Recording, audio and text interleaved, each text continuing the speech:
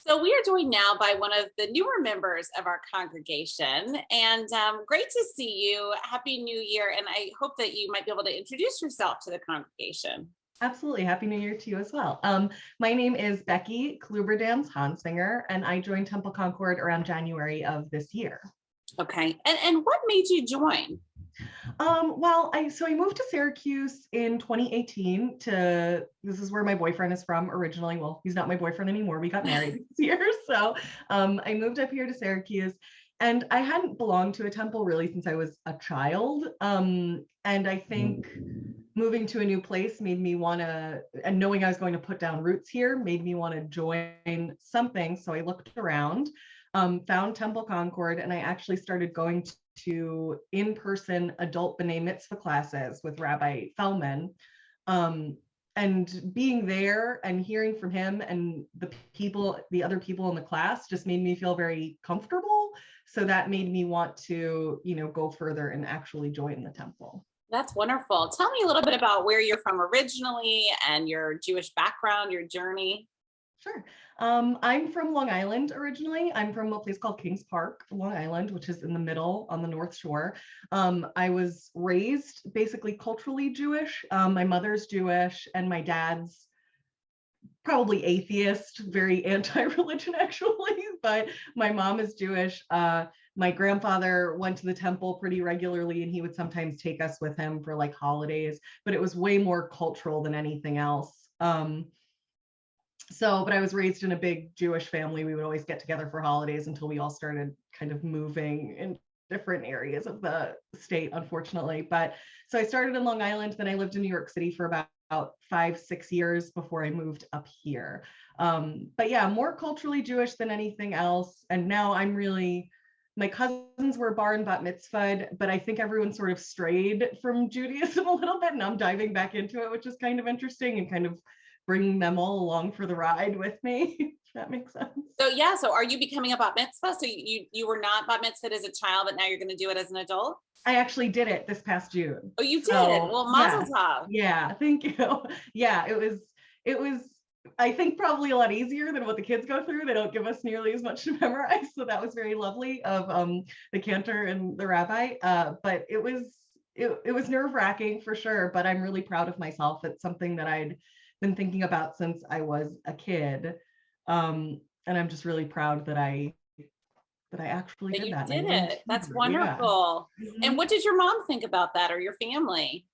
They were able to attend since it was via Zoom, which was amazing. And they were all very proud of me. My mom actually said that she cried when I was chanting Torah, which is not normal for her. So they're all very proud of me. My grandma actually sent me these, for my wedding, these heirloom candlesticks that belong to my great grandmother, because she was like, you're the one that deserves them. So that's what I use every Shabbat now, these heirloom candlesticks, which is amazing. Oh, that's wonderful. Tell me a little bit about, what you do here in Syracuse, the makeup of your family, introduce yourself to the congregation for people, certainly you're newer, so people who don't know you. Sure. Well, my family right now in Syracuse is really just me and my husband, and our dog, actually. I couldn't forget her, our little dog, Nikki. So she's here with us too. In Syracuse, what I do for a living is I'm a librarian. I actually work for something called the Central New York Library Resources Council. So I organize continuing education for librarians in our area. So I'm not in a physical library per se, but I am dealing with librarians a lot on an everyday basis.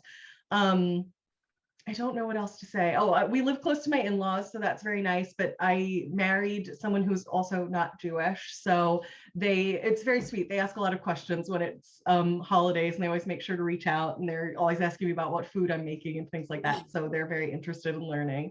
And then I have my parents and my sister and her husband, and then my niece and nephew who all live in Virginia, or my parents are moving to Virginia within the month, so they'll all be down there. So it's an easier ride to go visit everyone together, which will be really lovely. Oh, that's wonderful. Well, welcome to Central New York. We're really glad to have you here.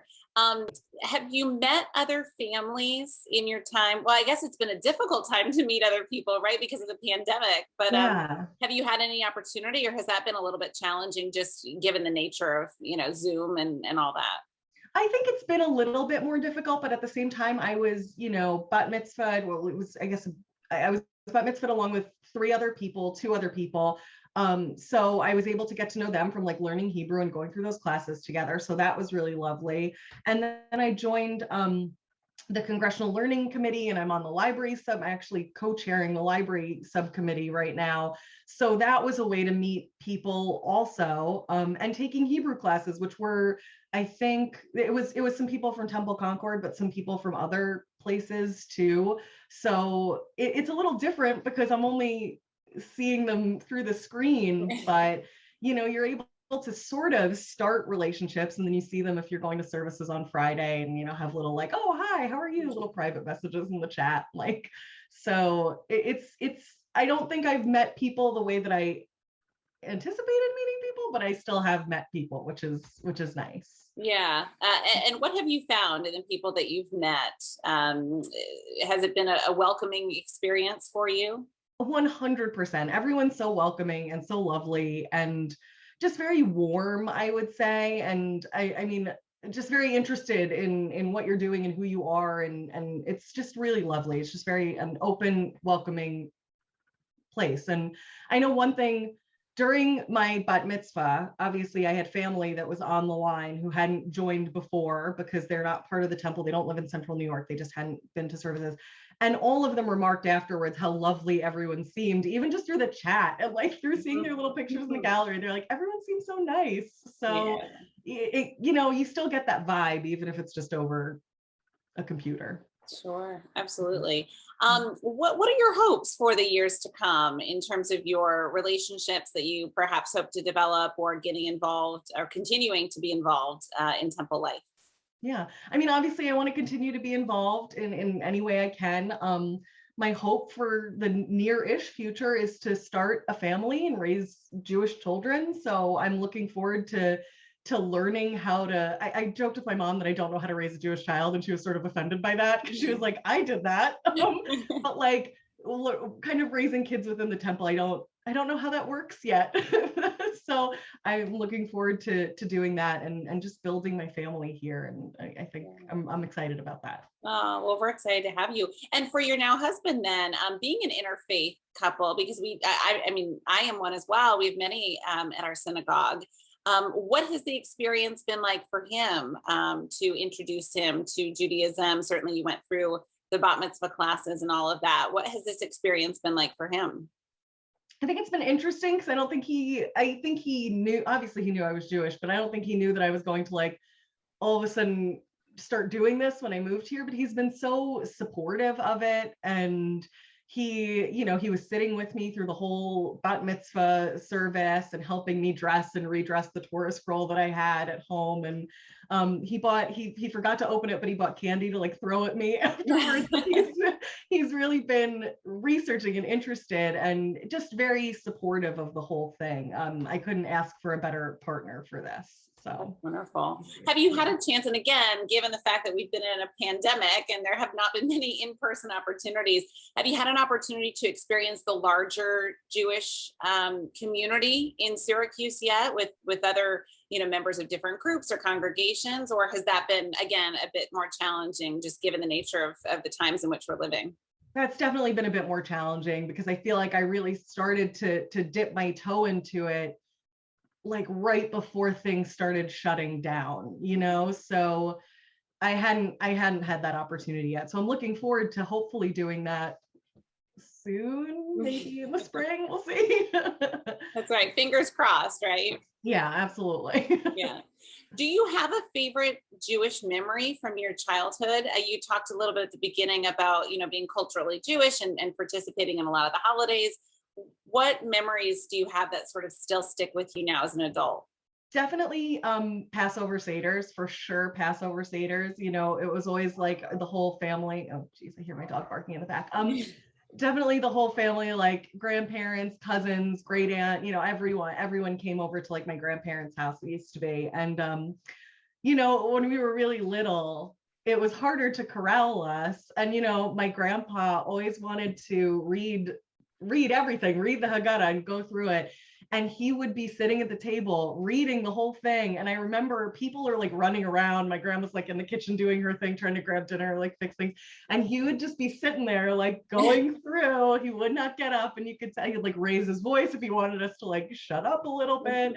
And also when we got a little older, we would always hide the afikoman, and whoever found it got $5. But it was really, we all got $5. But then when we were teenagers, it was just like so silly, where he would just be giving us money to be like, good job finding the afikoman. And like nobody was doing it. We were like 15, nobody was finding it. But Passover was always just a big memory for me. Yeah. Have you had much of an opportunity to be in the building? There's been so much talk about selling the building, and certainly for some of the members of the congregation who have been part of the Temple Concord family for a long time, leaving that building is going to be challenging. Have you had an opportunity, again with COVID, it's been tough, but to be in that building much at all? Not much. I was there for like the first half of like the adult B'nai Mitzvah classes was in the building, where it was just us sitting with the rabbi and kind of learning about things before we transitioned into more of like services in Hebrew and all of that fun stuff. So that was in the building, and I was able to be in the smaller sanctuary, I remember, for like an author talk at one point, but I haven't spent as much time there as I would have liked to. Yeah, it's a beautiful space, and I know that people are feeling really nostalgic as we're talking about leaving that space for sure. Yeah. Understandable. So looking ahead now, as you embark on this Jewish journey as an adult, what are your hopes for the next 5, 10, 20 years, if you could sort of look in your glass ball? I mean, right now, my husband and I are buying a house. So we just officially got word that we had a house. So we'll be moving there in the beginning of the year. Mazel tov. Yes. Thank you. And the first thing I did was call my parents, and I'm like, hey, want to come for Passover? So I'm just hoping to like, this is so short term, but I'm like, I just want to have holidays again, like normal holidays, and be able to have everyone around a table and everyone eating a meal. That's like my short term. And then obviously, like I said, my goal is to have a family and raise a family and start making those Passover memories the way that I had them. And maybe they'll be a little different because we'll be going to Temple Concord and going to services and, all of that stuff adding in there. But definitely, I'm just really looking forward to celebrating holidays with people again. That's my biggest thing that I'm looking forward to. Well, I'm so glad that you've had such a positive experience and such a warm welcome. And we're so glad to have you as part of our Temple Concord family. It sounds like you really jumped in with 2 feet and more. So good for you for getting so involved so early on. And like I said, we're really glad to have you. Thanks, Megan. I appreciate it. I'm glad to be part of it. Happy New Year. Happy New Year. And we are joined now by Art Bronstein. Art, great to see you. Great to see you too, Megan. So tell me a little bit about your Jewish journey, your upbringing, and your background. Well, I was born and raised in Philadelphia, and I grew up in a Reform temple, Knesset Israel, down in Philadelphia. In fact, Rabbi Ezring, our past rabbi, was a rabbi there for a while. Oh. So my parents got to know him as well. So interesting. But I didn't know him down there. I only knew him up here. So I went through Temple KI down there and actually got confirmed. And then I left Philadelphia and came up to Syracuse. And what brought you to Syracuse? Syracuse University in 1970. So I graduated high school, came up here, and never left. Wow, that's wonderful. And what made you call Syracuse home? Did you get a job right out of school? Well, a few things. So I play guitar, and I was in a acoustic duo the summer that I graduated from college, and I got a job at the Holiday Inn West, which is on exit 39 of the Thruway. And I played there for the summer for 10 weeks. So we were called Bob and Art, and we also played in the Syracuse area at Jabberwocky, and we did a lot of stuff. The Ground Round every Thursday night. So let's see. So I graduated, got that job at the Holiday Inn, and my wife, who I didn't know at the time, was a cocktail waitress in the bar in the evenings and lifeguard during the day. And she lived in Baldwinsville and was going to school in Villanova. So it was kind of like, you know, so I had graduated. She had one more year of school to go. So I was able to see her when I went down to see my parents. So we kept it alive, and then she graduated the next year as a nursing student. And then we started living in sin together. So it's history. We're still together. Did you all join Temple Concord right away? No, we actually, let's see. So I came up here in 70, graduated in 74. We bought this house together that we're still in, that I'm talking to you from, in 1975. And we didn't have kids until 1984. So once we had a child, a year or two went by, and then we're scratching our heads going, okay, what are we going to do? So we decided to join Temple Concord. Now, what's interesting is my wife was raised Catholic, so she's a recovered Catholic. And she didn't convert to Judaism, but she's as Jewish as I am. Wow, wonderful. And so what kept you at Temple Concord throughout the years? I would say the main attraction was camaraderie and also music, because I played guitar in the volunteer choir with Fran Berg, and did that for years. And also when Carrie and Joe came, I started playing guitar in Joe's band at Temple. So that's always been a big attraction. But for me, the most attractive part of Concord was just the family feeling of the place. And how have you found that change over time, Art, in terms of those relationships? Certainly people enjoy going to Temple for services and occasionally for family events. Is there a particular space or time that draws you to Concord to meet up with other families? Not anymore. Now we're doing it all through computers. Yeah. And that will change once we get into our new home and the sale goes through and things settle down with the pandemic. But I would say in the immediate past, my favorite time at Temple was Hanukkah, because we would have a great dinner, we would have a great service, it'd be all musical, and that was just a great evening. Yeah. Then I would say I'm definitely not a regular Temple goer. I've never been. So when I did go, it was a special event. Yeah. And I also served on the board for many years. I was on the regular board for probably 10 or 12 years, and then another 4 or 5 on the executive committee. So you do certainly have a long-standing relationship with the Temple community.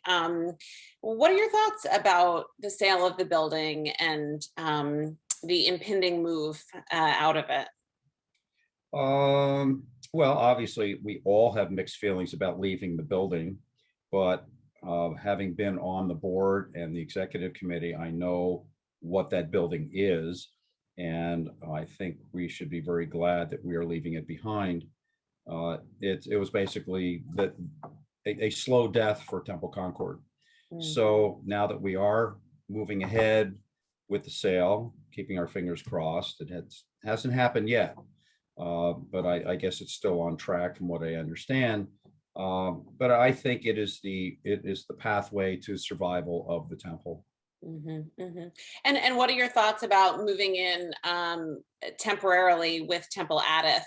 Do you have apprehension about that? Do you see some new opportunities there? Where's your head at with that? Well, I'm fairly familiar with Addith, so I've been in that building many times and gone to several events there.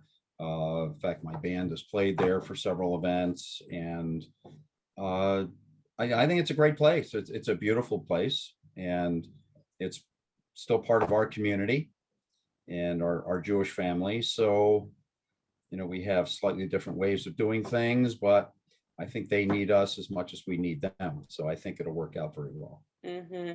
If you had to shake a crystal ball, Art, and look, 10, 20 plus years into the future, what do you envision for our Jewish community, for our congregation, and then just the broader community? Ooh, I can't see that far into the future, very honest. I think at this point, especially because of our move and our transition, right now, I think I am looking a year or two ahead as we go. 20 years, I really don't, I can't even envision what's going to happen in 20 years. Yeah. I have to tell you.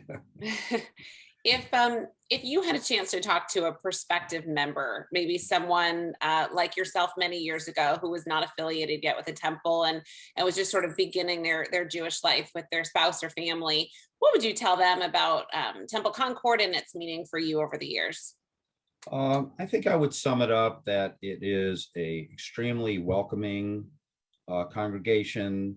We welcome mixed marriages, same sex marriages, anybody mixed racial. I mean, it doesn't matter.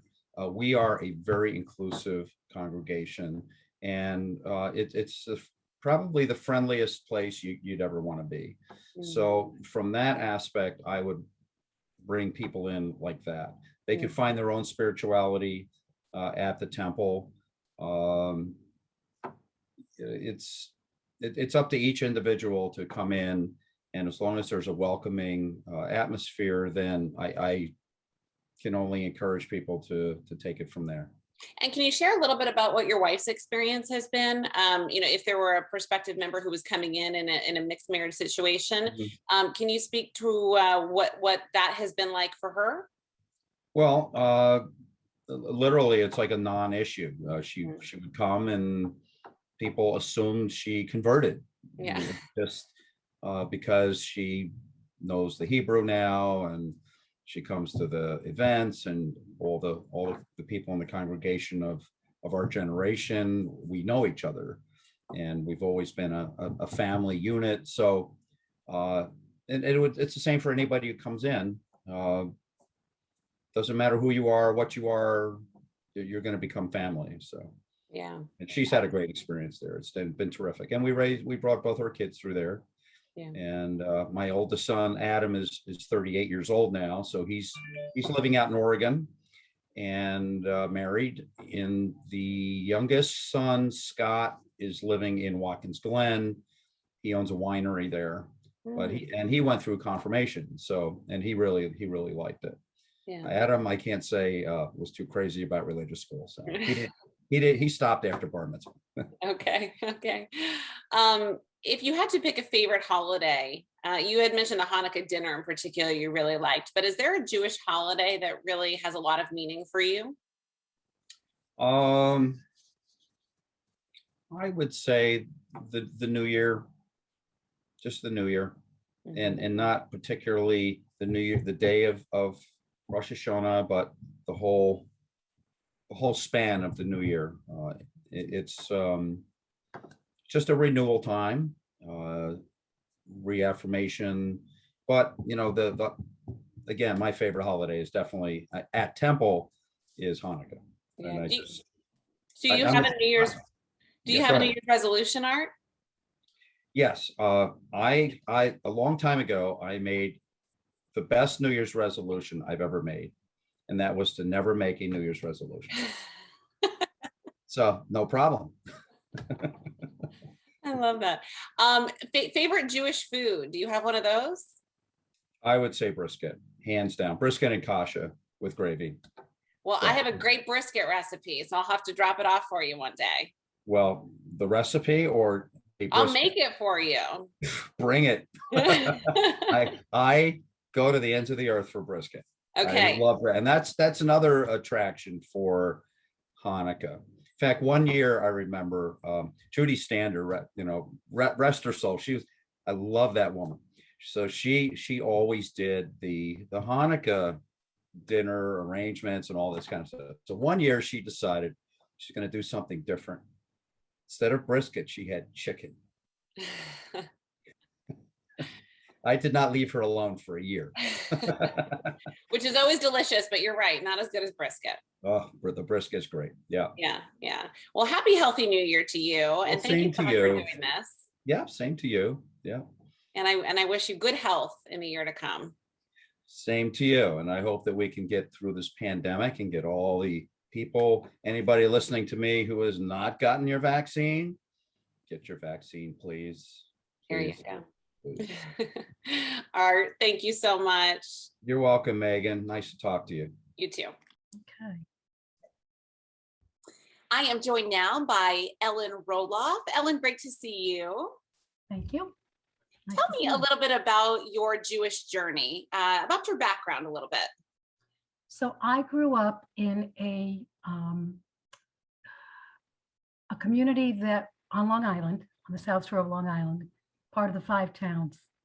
And we all knew we were Jewish, but it was more of a secular, non-religious, but more cultural kind of thing.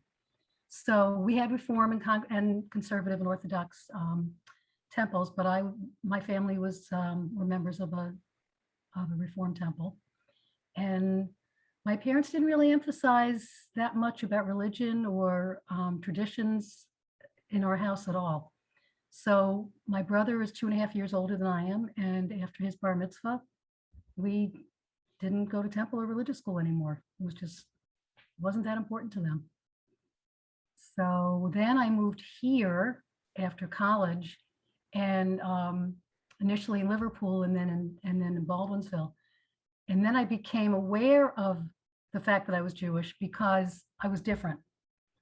Growing up, everybody in my community, in my neighborhood and all were Jewish, so you didn't really think about it. I moved here, and all of a sudden, I thought more about religion and what I wanted to do, and also about, once we had kids, how we wanted to raise the children. So then I just got involved with the temple. I joined Temple Concord probably almost 40 years ago. What was it, Ellen, about Temple Concord that drew you in? It was a Reform temple. I knew I didn't want anything more traditional than a Reform temple because of my background. And there was another one that was, I guess, considered Reform, Ner Tamid in North Syracuse at the time. But I talked to some people that were members there, and I just didn't get the same feeling. Then I started going to services, and Fran Berg is really what brought me in. It was just, her voice was so lovely, and the way she can help conduct services. And I enjoyed Rabbi Levy's sermons very much. So when my son was in kindergarten, we enrolled him in the religious school kindergarten. And what has the experience been like for you? Have you developed a lot of relationships through the temple? Oh yeah. I mean, I wouldn't say like my closest friends in Syracuse, it's funny, my closest friends in Syracuse almost all are Irish Catholic. I don't know why, I don't know how, it doesn't matter. They're just my closest friends. But I've developed some very, very good friendships. And the more I got involved with some of the committees and with the board and with the sisterhood, the more I got to know people and really enjoy being with them. So there's quite a few people I really look forward to seeing now on Zoom, but initially in services or dropping the kids off at religious school. Yeah, I think that we all look forward to the days when we could be in person again. Yeah. Zoom is nice, but certainly not the same. Tell me a little bit, Ellen, about your involvement in sisterhood or some of the other activities through Temple and the meaning that has had for your life. So some of the things, my mother brought me up with the understanding that volunteerism is extremely important. And she did quite a bit of it even when I was in high school. So she really set the example. And I started getting involved with the food pantry way back at the temple. And then I was with the food pantry right up until we closed last year. So I was doing that, different things. I was keeping attendance for the volunteers. I was coming in about every week to help with setting up the food and distributing the food to our clients and that kind of thing. So that, I have to say, that's been my favorite thing of everything that I've been involved with at the temple. And then 4 or 5 years ago, I became a co-president of the sisterhood. And it was challenging because we were responsible for designing all the programs and planning everything and scheduling everything and trying to get people to come to different programs that we were doing. And we started a mitzvah bag program, which I just loved. So we were, once a year, we were collecting small toiletry samples, and we were making up bags of about 15 different items in them for the women's shelter at the rescue mission in Syracuse. So I really enjoyed doing that too. Yeah. Start doing that again. What has been the most challenging aspect about getting people to show up? You know, you sort of touched on that a little bit. And did you find any ways to inspire people maybe to come and get a bit more involved? I think we all really tried. And I think the problem was the people see the sisterhood as being a bunch of old retired ladies just sitting around and talking. And a couple of our folks were really not aggressive, they were assertive, and they'd go downstairs. If we had a meeting on a Sunday morning, they'd go down during religious school while the moms were sitting around, waiting for the kids to get done. And they would try to bring them up. And one woman did join a couple of years ago, and she said to me the most important thing to her was the volunteer kinds of activities. She really wanted to see sisterhood doing more with the community and doing more things that were necessary to keep the whole community of Syracuse thriving. So, we tried to get her encouraged. She did come to help us with the mitzvah bags, and other things she didn't seem to really be interested in. She's a young mom. Yeah, and young moms are busy. We know that certainly and in our house.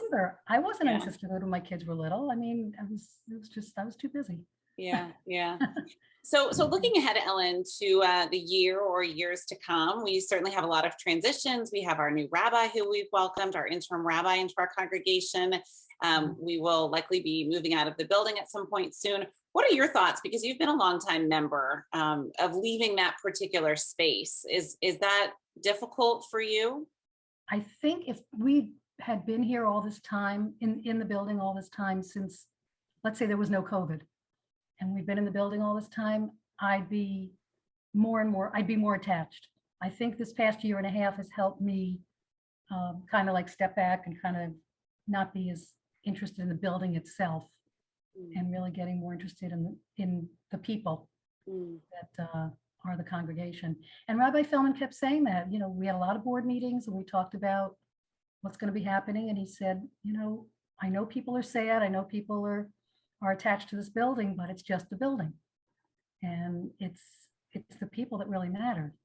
So, and that resonated with you, certainly. Yeah, what the new design is going to be. And a few people have come up with some ideas and have given some feedback on what we'd like to see in the new building. Do you see, Ellen, potential opportunities with, at least temporarily, co-sharing at Temple Adith space? Do you see a silver lining in that in any way, shape, or form? Yeah, it's so funny. That's another thing that we haven't had to get used to yet because we don't need a building. So we talked about that a long time ago. I think we chose Adith about a year and a half ago, and it doesn't really matter now because we don't need a building. But at first I was kind of leery because like I said, I've always been a member of a Reform congregation, and I heard things like, well, some of the staff members who work in the office may not even be Jewish, and they wouldn't be allowed to bring anything they want for lunch, and that they were going to be, strict about that. So, but I hear that they're really, really very welcoming and the staff is really looking forward to having us in the building, and they really want they want the arrangement to work out. So I think it's going to be a good thing. If you had to envision, Ellen, what Temple Concord would look like 10, 20, 30 years down the road, do you envision a new facility that we've built? Do you see us rehabbing something? Do you see us continuing this co-share situation with Adith? I mean, if you had to pick what you think might be a good scenario, what would you maybe predict? Oh, really? I'm kind of thinking as you're saying that, initially, I've always thought we've got to have our own building, but we end up being kind of isolated and kind of separated from the rest of the Jewish community if we're not like you say, the co-sharing. Maybe we will end up having two congregations in one building at some point. That might be something that to look forward to. The one in Pittsburgh that had that horrendous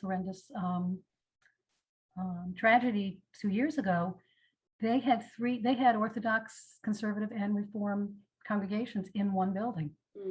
And they had Tree of Life, I think it's called, and they had that arrangement for years. And apparently it, was really a benefit for everybody in the congregation. So that's definitely food for thought.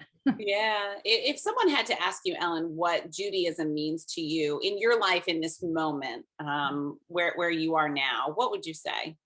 Well, my faith is very important to me, and it's still evolving. I just finished reading the Mitch Albom book, Have Faith, where he gets to know his rabbi from when he was a young child in New Jersey, and he also learns a lot about this Christian pastor that has a church in Detroit that's falling apart. And the rabbi he got to know he had so much faith and so much hope.